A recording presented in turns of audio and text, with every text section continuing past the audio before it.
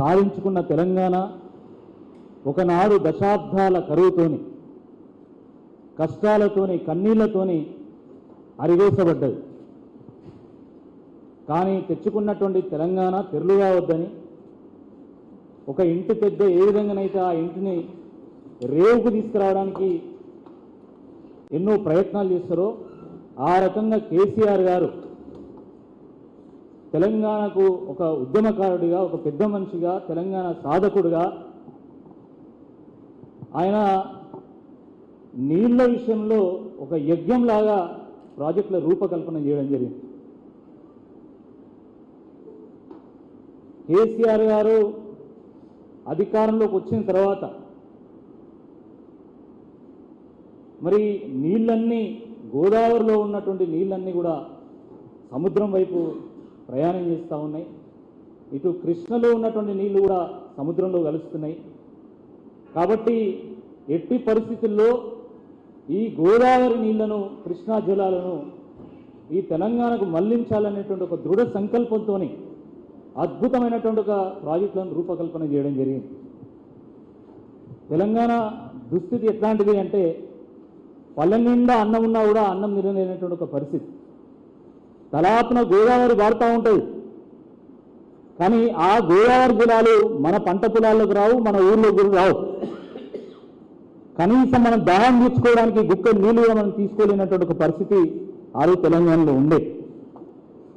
కానీ కేసీఆర్ గారు త్రివేణి సంగమం కాళేశ్వరం వద్ద అక్కడ ప్రాణహిత వెలుస్తుంది కాబట్టి ఆ ప్రాణహిత వెలిసిన తర్వాత అటు ప్రాణహిత, ఇటు గోదావరి జలాలను ఒడిసిబట్టి ఈ తెలంగాణకు రప్పించాలనేటువంటి గొప్ప సంకల్పంతో కాళేశ్వరం ప్రాజెక్టును రూపకల్పన చేయడం జరిగింది. ప్రాణహిత తుమ్మడిహట్టు నుంచి 100 కిలోమీటర్లకు పైగా ప్రవహించి ఆ త్రివేణి సంగమం దగ్గర గోదావరిలో కలుస్తుంది. కాళేశ్వరం ఒక గొప్ప పుణ్యక్షేత్రం, కాళేశ్వరం ఒక ముక్తీశ్వరం. అది అలాంటి ఆ త్రివేణి సంగమం దగ్గర 281 టీఎంసీల అక్కడ అవైలబిలిటీ ఉందని నిర్ధారణకు వచ్చిన తర్వాత తుమ్మిగట్ట దగ్గర కాకుండా ఇక్కడ ప్రాజెక్టు కట్టాలనేటువంటి ఒక సంకల్పంతో కాళేశ్వరం నుండి కొంత దూరం పోయిన తర్వాత మేడిగడ్డ బరాజ్ను నిర్మించడం జరిగింది. ఆ మేడిగడ్డ బరాజ్ కంటే కొంచెం ముందే కన్నేపల్లి పంప్ హౌస్ను నిర్మాణం చేయడం జరిగింది. కానీ మీరందరూ కూడా రోజు ప్రచారం చూస్తూ ఉన్నారు. ప్రచారం కాదు, దుష్ప్రచారం. మేడిగడ్డ దగ్గర 2 పిల్లర్లు కుంగిపోతే మొత్తం కాళేశ్వరం కూలేశ్వరం అయిపోయింది. కాళేశ్వరం కూలిపోయిందని చెప్పి కాంగ్రెస్ పార్టీ నాయకులు డప్పు పెట్టుకొని మరి ఊరూరు ప్రచారం చేస్తా ఉన్నారు.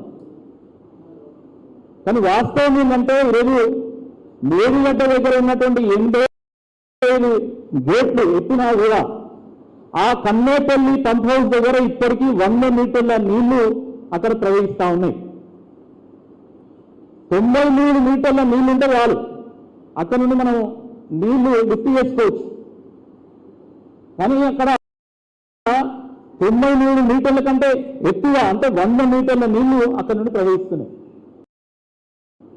అంటే కన్నేపల్లి పంప్ హౌస్ దగ్గర ఉన్నటువంటి 17కు 17 పంపులు, ఈచ్ పంపు 40 మెగావాట్ కెపాసిటీ, అంటే 680 మెగావాట్ల కెపాసిటీతో ఉన్నటువంటి పంపులన్నీ కూడా మనం ఆన్ చేయొచ్చు. రోజుకు 3 టీఎంసీల నీళ్లు మనం అక్కడ నుండి లిఫ్ట్ చేయొచ్చు.